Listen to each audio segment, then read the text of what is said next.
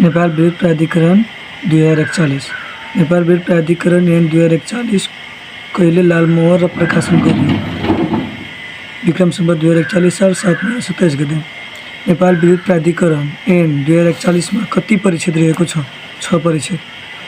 यस ऐनको अनुसार प्राधिकरणको स्थापना कति परिच्छेदमा गरिएको छ? परिच्छेद 2। यस ऐनको अनुसार सञ्चालक समितिको गठन कति दफामा गरिएको छ? दफा 8। सञ्चालक समितिमा कति सदस्य रहने? प्राधिकरणको काम कर्तव्य कति परिच्छेदमा व्यवस्था गरिएको छ? परिच्छेद 3। प्राधिकरणको काम कर्तव्य कति दफामा उल्लेख गरिएको छ?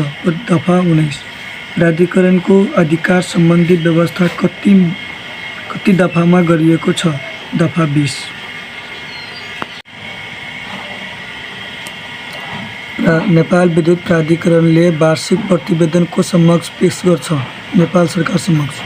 यस ऐन अनुसार प्राधिकरणको कोष सम्बन्धी व्यवस्था कति दफामा गरिएको छ? दफा 29। प्राधिकरणको मुद्दा हेर्ने अधिकार कोसँग हुन्छ? सम्बन्धित जिल्ला अदालतसँग। प्राधिकरणको जम्मा निष्कासित शेयर पुँजीको कम्तीमा कति प्रतिशत मूल्यको शेयर सर्वसाधारण जनतामा बिक्री गर्छ? 10%। प्राधिकरणको सल्लाहकार समिति गठन कसरी हुन्छ? प्राधिकरणले तोकेको बमोजिम। यस ऐन अनुसार विद्युत लाइन काट्न सक्ने अधिकार कुन दफामा छ? दफा 23। प्राधिकरणले सम्पत्ति बेचबिखन गर्दा कसको स्वीकृति लिनुपर्छ? नेपाल सरकारको।